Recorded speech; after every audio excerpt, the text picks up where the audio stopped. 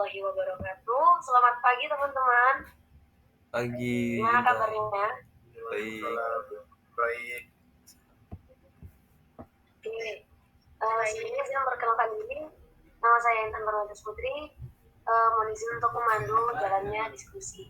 Jadi hari ini kita akan mempresentasikan materi mengenai software mata kuliah pengantar teknologi informasi yang beranggotakan yaitu yang pertama Riko Saputra, yang kedua Ajeng Indar Arsyida, yang ketiga Lutfi Nur Rahman, yang keempat Intan Barmatus Putri, yang kelima Widya Setiani, yang keenam Pinky Eka Prastiwi, yang ketujuh Muhammad Ibnu Andreas.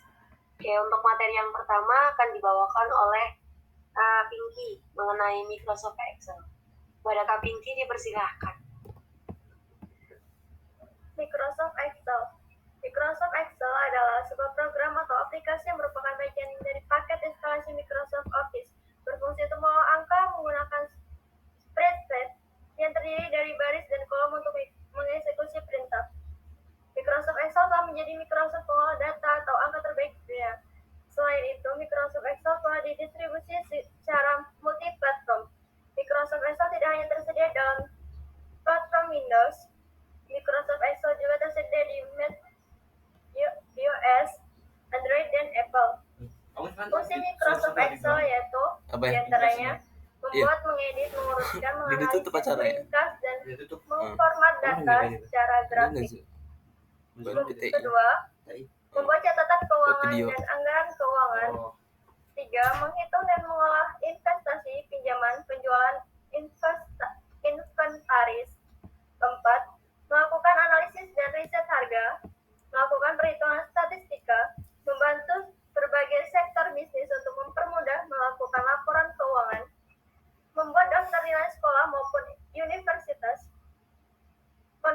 konversi mata uang, membuat grafik persamaan matematika, membuat program Excel dengan Visual Basic, melakukan penelitian dan berbagai metode penelitian,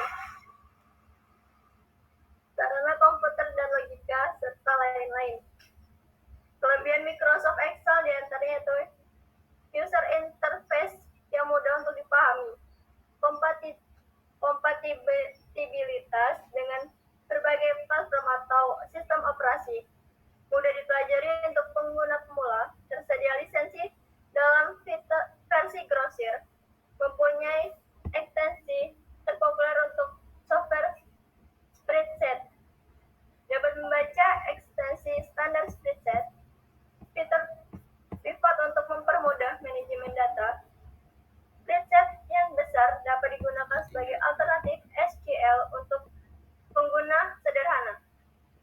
Kekurangan Microsoft Excel diantaranya itu akses fungsi tertentu seperti fungsi statistik terbatas, jumlah sel terbatas, add-ins untuk disiplin ilmu tertentu seperti neural network, uji logik tidak powerful dibandingkan software sejenis lainnya yaitu MATLAB dan SAS. Sekian, terima kasih.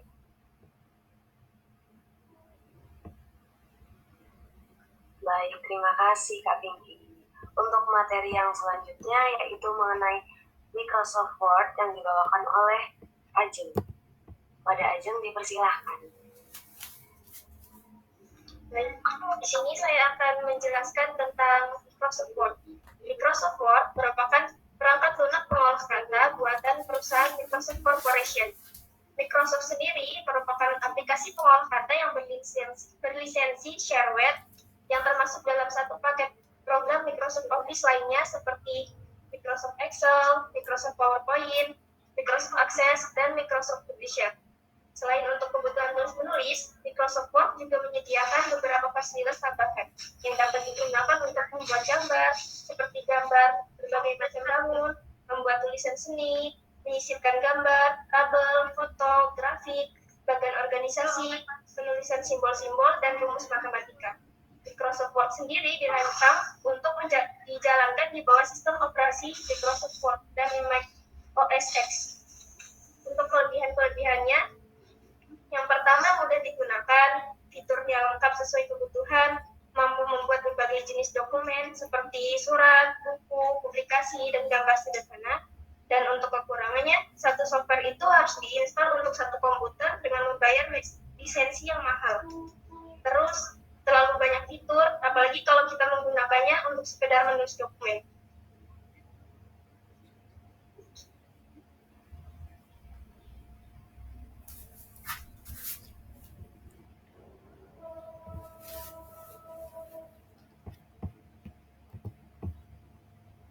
Oke, cukup ya Kak Ajeng, terima kasih.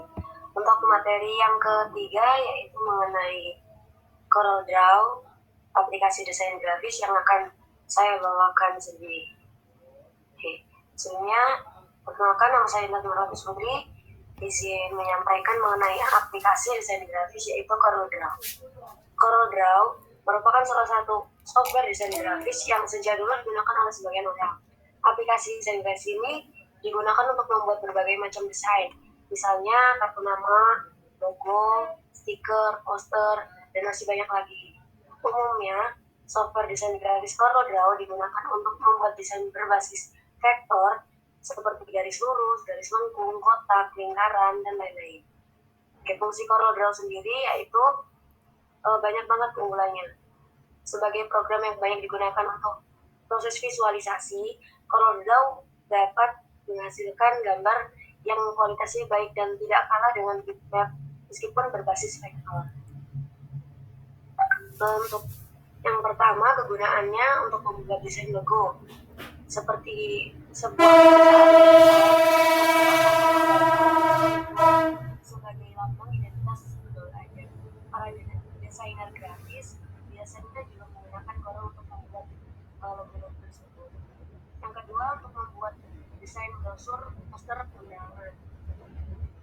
Membuat desain brosur atau undangan lebih menarik jika tampilannya grafis ya. Dengan Corel kita bisa buat desain brosur, poster itu bisa lebih menarik karena ada seperti font, banyak kombinasi font yang bisa dipilih serta gambar bersama warnanya beragam. Untuk yang ketiga yaitu membuat desain juga Pak kok. Suruh bikin video yang kita. keempat Hah? membuat Bikin video. ilustrasi. Apa? Kemudian Bikin video bisa presentasi. membuat juga di Corel. Presentasi apa? Untuk kelebihannya Corel Apa itu? sendiri yaitu Pengantar teknologi informasi. Oh, penggunaan Oh, itu kamu? untuk iya. orang Kelompokku. yang baru belajar Corel Wow. bisa memahami kalau misalnya mau belajar desain grafis tuh fitur Corel itu lebih cocok gitu. Untuk yang kedua sendiri formatnya import sama ekspor itu cukup lengkap. Yang ketiga resolusinya tinggi. Yang keempat ramah dipercetakan juga. Oke. Terima kasih. Untuk materi selanjutnya yaitu mengenai JavaScript yang akan dibawakan Kamu oleh bikin yang fisik yang pramuka itu kok. silakan Loh? Lutfi. Bingung buatnya gimana? Enggak usah. Bahasa pemrograman, kita memilih JavaScript. JavaScript adalah bahasa pemrograman tingkat tinggi dan dinamis. JavaScript populer di internet dan dapat bekerja di sebagian besar penjelajah web populer seperti Google Chrome, Internet Explorer, Mozilla Firefox, Netspace, dan Opera. Kode JavaScript dapat disisipkan dalam halaman web menggunakan TypeScript. JavaScript merupakan salah satu teknologi inti World Wide Web selain HTML dan CSS. JavaScript membantu membuat halaman web interaktif dan merupakan bagian aplikasi web yang esensial. JavaScript biasanya digunakan untuk melakukan perubahan tampilan website, seperti ketika mengklik tombol, menambahkan layout, menambahkan efek dinamik atau animasi menarik. JavaScript bisa dimanfaatkan untuk membuat game yang advance ataupun aplikasi yang berhubungan dengan database. JavaScript dikenal sebagai bahasa pemrograman yang cukup kompleks, namun juga sangat fleksibel. Banyak programmer yang sudah menyediakan tools yang berdiri di atas core JavaScript yang bisa kamu gunakan untuk belajar bahasa pemrograman. Beberapa di antaranya: 1. API atau Application Program Interface. Dibangun pada web browser agar kamu bisa melakukan apapun dari dinamik dokumen HTML dan set CSS yang sudah kamu buat. API pihak ketiga menyediakan akses bagi programmer untuk menghubungkan aplikasi mereka pada website atau aplikasi lain, contohnya seperti Facebook dan Twitter. Contohnya itu saat login akun game dengan Facebook. Ketiga, framework pihak ketiga dan library dapat digabungkan pada HTML sehingga memungkinkan programmer membangun website membuat aplikasi dengan cepat. Kelebihannya Kunci aja tuh. Gak kunci kan? JavaScript cenderung sangat cepat karena dijalankan langsung di dalam browser. Selain itu, browser utama sebagian besar mendukung kompilasi JIT atau Just in Time, yang berarti tidak perlu mengkompilasi kode sebelum menjalankannya.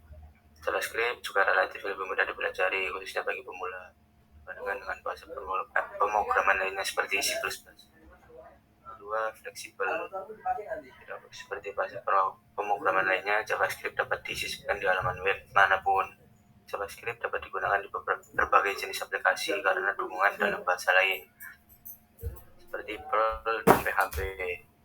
JavaScript juga mampu berjalan pada sisi back-end dengan library Node.js. Fitur yang banyak dan luas.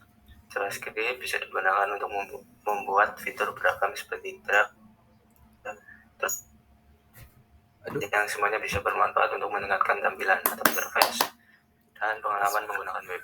Dan itu programmer juga memperluas fungsi halaman web dengan menulis snippet JavaScript untuk add-on pihak ketiga, contohnya seperti GreaseMonkey. Untuk kekurangannya itu satu, keamanan pengguna kurang karena JavaScript dijalankan di sisi klien atau user. Bug dan pengawasan terkadang dapat dieksploitasi untuk tujuan yang kurang baik.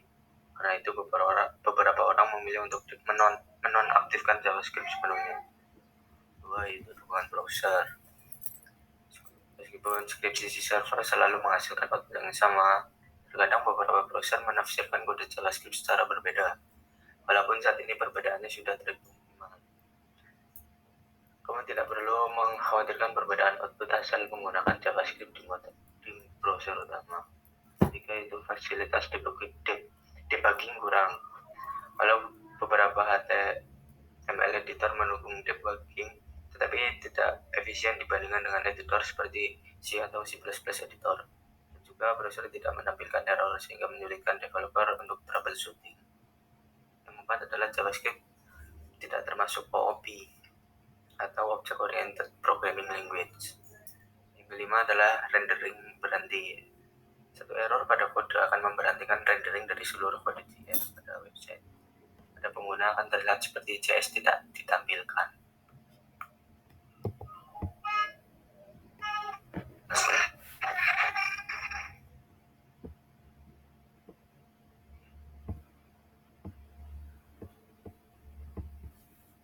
Baik, untuk materi selanjutnya mengenai aplikasi multimedia yang akan disampaikan oleh Ibnu. Silakan Kak Ibnu. Baik, di sini saya akan menjelaskan aplikasi multimedia yaitu Photoshop. Adobe Photoshop atau biasanya disebut sebagai Photoshop merupakan perangkat lunak editor citra buatan Adobe Systems yang dikhususkan untuk pengeditan foto atau gambar dan pembuatan efek. Photoshop CS atau Creative Suite merupakan versi ke-8 dari Adobe Photoshop. Adobe Photoshop CS2 merupakan versi ke-9. Adobe Photoshop CS3 merupakan versi ke-10. Adobe Photoshop CS4 adalah versi ke-11. Versi ke-12 adalah Adobe Photoshop CS5. Versi ke-13 adalah Adobe Photoshop CS6 dan versi yang terakhir adalah versi ke-14 Adobe Photoshop CS7. Dan lanjut ke versi seterusnya. Photoshop dikhususkan sebagai perangkat lunak yang digunakan untuk mengedit gambar dalam format bitmap. Foto adalah salah satu gambar dengan format bitmap. Sebenarnya format dari Adobe Photoshop foto ataupun gambar tipe raster atau bitmap. Namun, sebagai aplikasi pengedit gambar, fungsi Photoshop dapat dijabarkan lebih khusus lagi, yaitu mempercantik gambar, merekayasa gambar, dan membuat desain gambar. Fungsi Photoshop untuk mempercantik gambar yaitu dengan cara menghaluskan atau objek di di mana hal ini dilakukan agar gambar tersebut terlihat lebih menarik dan indah. Fungsi Photoshop juga untuk merekayasa gambar, yaitu dengan cara merubah tampilan ataupun menggabungkan gambar-gambar yang berbeda agar gambar tersebut terlihat seperti gambar asli dan seringkali dapat memanipulasi mata yang melihatnya. Dan fungsi Photoshop untuk membuat desain gambar, yaitu dengan cara menciptakan objek baru seperti logo, brosur, spanduk, dan poster. Adapun fungsi Adobe Photoshop secara teknik yaitu mengkombinasi dua gambar atau menjadi satu gambar baru, menghilangkan atau menghapus objek pada suatu gambar, memberi atau merubah warna, merubah ukuran menjadi lebih kecil ataupun lebih besar, mempertajam warna dan kualitas gambar, membersihkan dan memperindah gambar, menggabungkan gambar agar terlihat samar-samar, meningkatkan intensitas cahaya gambar agar terlihat lebih terang, memotong gambar. Pada aplikasi Photoshop terdapat bagian-bagian penting lain yang juga memiliki fungsi-fungsi tersendiri. Bagian-bagian tersebut seperti tools, menu, toolbox, layer, dan lainnya. Berikut adalah beberapa bagian penting Photoshop beserta fungsinya. Layer berfungsi sebagai kanvas tempat mendesain gambar. Di dalam Photoshop kita dapat menggunakan lebih dari satu layer. Yang kedua ada tools, yaitu alat-alat digunakan untuk mendesain atau menyeting gambar. Selanjutnya ada menu, tempat utama di mana semua tools Photoshop berada. Menu inti yang ada di Photoshop yaitu ada file, layer, edit, image, window, select, 3D, filter, analysis, view, dan help. Yang terakhir ada toolbox, tempat khusus yang menyediakan tool-tool penting agar lebih mudah dilihat dan dipakai. Selanjutnya ada kelebihan dan kekurangan Adobe Photoshop. Kelebihan Adobe Photoshop diantaranya adalah gambar yang dihasilkan lebih memuaskan, mudah dioperasikan, banyak fitur-fitur yang unggul, bisa digunakan untuk membuat tulisan dengan efek yang diinginkan. Bisa digunakan untuk mendesain maupun editing gambar, bisa membuat beragam material, bisa juga digunakan untuk mengolah materi web. Lalu ada familiar dalam kalangan kita fasilitas yang lebih editing lengkap dibanding lainnya. Bisa untuk rekayasa foto, di dalam Photoshop Anda dapat bebas berekspresi foto asli yang Anda dapat diubah lebih keren dan menarik. Bisa menambah efek lagi meski sudah terlalu banyak efek. Penyimpanan dapat menggunakan berbagai format. Format penyimpanan pada Photoshop tidak sekedar PSD, namun ada JPEG, PNG, dan yang lainnya. Lalu yang terakhir, Photoshop lebih cepat kerjanya. Lalu ada kekurangan Adobe Photoshop, di antaranya adalah banyaknya layer yang digunakan membuat orang bingung ketika menggunakan Photoshop. Photoshop kurang baik saat digunakan untuk membuat majalah dan brosur karena tidak bisa sempurna saat pembuatan paragraf. Lalu yang terakhir ada ukuran yang dibutuhkan terlalu besar. Nah, jika kita terlalu banyak menggunakan layar, maka ukuran Photoshop akan besar. Yang keempat ada mencetak hasil Photoshop kertas lindungan relatif sulit.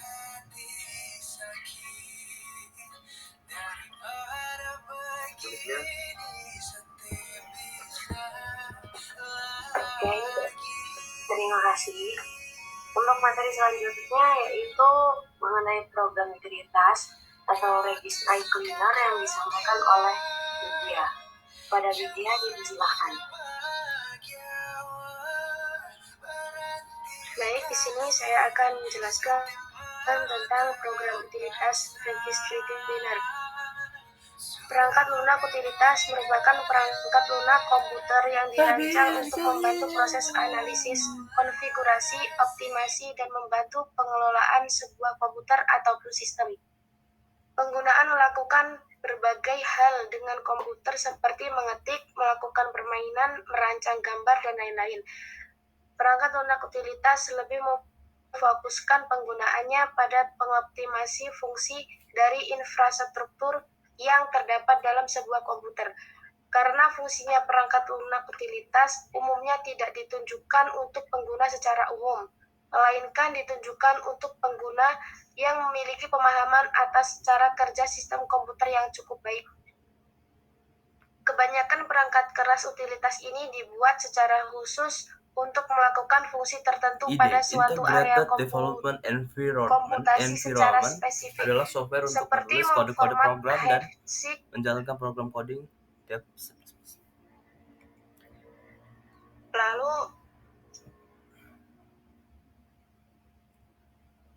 Maaf suaranya, Widya. Iya, maaf sinyalnya putus. Oke, boleh dilanjutkan. Oke, lalu atau melakukan pengecekan konektivitas jaringan. Namun dalam perkembangannya sejumlah perangkat lunak utilitas terkadang pula dipaketkan dalam satu paket utilitas yang ditunjukkan untuk beragam kebutuhan. Sejumlah perangkat lunak utilitas terkadang pula dipaketkan dalam satu paket utilitas yang ditunjukkan untuk beragam kebutuhan. Jenis-jenis program utilitas terbagi atas dua, yaitu satu, program utilitas internal bawaan. Utilitas internal bawaan adalah utilitas yang sudah ada pada Windows. Secara default sudah terinstal pada saat selesai menginstal Windows, contoh Norton Utility. Contoh Notepad untuk menulis, WordPad untuk menulis, Windows Media Player, multimedia, games, kalkulator, Paint menggambar, dan lain-lain. Utilitas internal banyak terdapat di control panel, misalnya font, add, remove, printer, sistem, dan lain-lain. Salah satu contoh program utilitas yaitu File Manager. Kegunaan dan keunggulannya biasanya diberikan satu paket dengan control panel hosting, baik yang menggunakan cPanel ataupun control panel lainnya. Kita tidak perlu mencari-cari aplikasi lain hanya untuk kepentingan mengunggah dan mengunduh berkas ke website One Stop Solution. Yang kedua, program utilitas eksternal, bukan bawaan. Utility eksternal adalah utility yang bukan bawaan Windows, harus menginstal terlebih dahulu. Salah satu contohnya yaitu Registry Cleaner. Kegunaan dari aplikasi Registry Cleaner dapat memperbaiki registry error yang bisa membuat sistem kamu cursed. Registry kamu penuh dengan sampah dan itu mengganggu kinerja komputer. Registry Cleaner dapat menghapus registry yang korup atau rusak. Baik, terima kasih.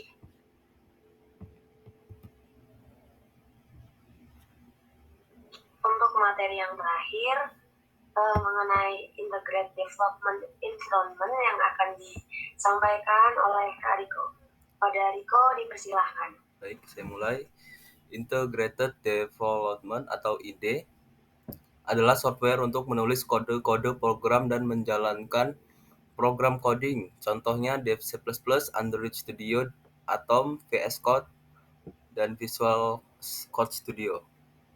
IDE adalah aplikasi perangkat lunak yang membantu para programmer mengembangkan kode perangkat lunak secara efisien. Aplikasi ini meningkatkan produktivitas developer dengan menggabungkan kemampuan seperti pengeditan, pembangunan, pengujian, dan pengawasan perangkat lunak dalam aplikasi yang mudah digunakan. Layaknya para penulis yang menggunakan editor teks dan para akuntan yang menggunakan spreadsheet, developer perangkat lunak menggunakan IDE untuk memudahkan pekerjaan mereka untuk membuat program aplikasi desktop, web, maupun Android. Kita membutuhkan software pendukung, salah satunya IDE. Integrated Development Environment merupakan aplikasi biasanya berbasis GUI. Digunakan sebagai tempat penulisan setiap baris-baris kode bahasa pemrograman. Di IDE ini juga kita bisa menjalankan running aplikasi yang sudah kita buat. Hampir semua IDE kini sudah modern dan memiliki beberapa fitur. Satu, editor kode atau kode editor dan text editor. Kedua, debugger. Yang ketiga, intelligent code compilation. Yang keempat, build automation. Beberapa contoh IDE yaitu Android Studio, merupakan IDE yang digunakan untuk membuat aplikasi Android. Android Studio dilengkapi dengan kode editor, intelligent code compilation, emulator Android, dan banyak lainnya. Atom Visual Code Supplement Text NetBeans digunakan untuk mengembangkan aplikasi web di mana Di ide tersebut kita dapat menulis dan mengedit HTML, CSS, PHP, JavaScript, dan lainnya sebagainya. Xcode merupakan ide yang digunakan mengembangkan aplikasi mobile untuk iOS. Kegunaan software Visual Code Studio. Satu, performanya yang sangat cepat. Visual Code Studio biasanya digunakan untuk berbagai perangkat karena aplikasi ini sangat ringan dan sederhana. Bahkan ketika Anda menginstal banyak extension di dalamnya, Visual Code tetap memiliki performa yang optimal. Aplikasi yang satu ini teroptimasi sedemikian rupa agar banyak pekerjaan dan extension yang tersimpan di dalamnya tidak akan terlalu berpengaruh pada kinerjanya. 2. Bisa digunakan secara gratis. Kode editor ini dikembangkan secara open source, karena itu Anda tidak perlu membayar untuk menggunakannya. Sangat cocok bagi masih yang baru belajar pemrograman dan menghemat biaya. Selain itu, karena dikembangkan secara open source, semua orang jadi bisa berkontribusi untuk mengembangkan Visual Code Studio. Aplikasi yang satu ini pun bisa terus berkembang dengan berbagai extension baru dan bug yang sudah terminimalisir. Yang ketiga, multi-platform. Walaupun pengembangannya adalah Microsoft, tapi Visual Code Studio mendukung penggunaan di berbagai platform mulai dari macOS, Linux, hingga Windows. Hal ini tentu sangat membuat proses pengembangan software jadi lebih efisien karena Anda bisa bekerja melalui perangkat apapun tanpa kendala.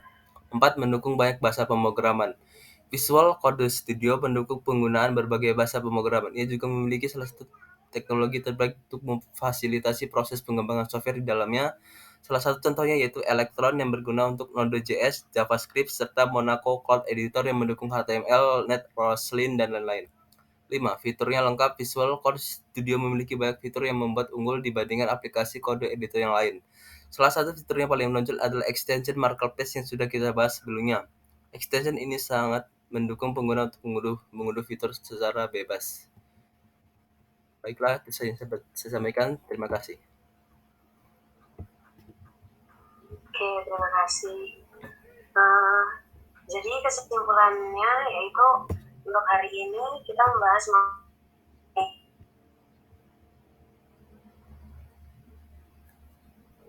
programivitas dan IDE. Untuk diskusi kali ini saya cukupkan. Mungkin next time ya bakal diskusi lagi. Oke, terima kasih. Wassalamualaikum warahmatullahi wabarakatuh. Waalaikumsalam warahmatullahi wabarakatuh. Terima kasih semua. Selamat beristirahat semuanya.